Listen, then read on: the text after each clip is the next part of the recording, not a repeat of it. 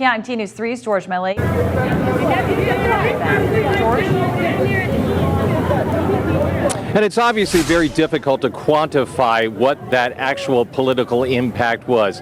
Immediately after the death of George Floyd and the protests that followed that, Donald Trump, then President Donald Trump, sort of seized on it as a political issue and began arguing that if he were not to be reelected, then the world would descend into chaos. Joe Biden, on the other hand, began making the argument that it was time for white America, time for all of us to acknowledge and listen to the fact that very much of black America was living in fear. In 81, the bill is... A month after George Floyd's death, the U.S. House passed a sweeping police reform bill, with 3 Republicans joining Democrats to support it. The measure was named in honor of Floyd. But there are violent officers. There are brutal officers. And far too often they're not held accountable. The bill included a ban on chokeholds at the federal level and a move to make it easier to prosecute officers.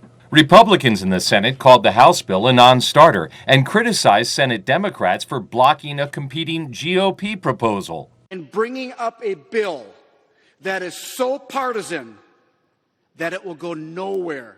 I said, no, the toughest nation to deal with are the Democrats in the USA. Then President Donald Trump made supporting police in the wake of Floyd's death a campaign issue. And his job isn't to whine about it. His job is to do something about it, to lead.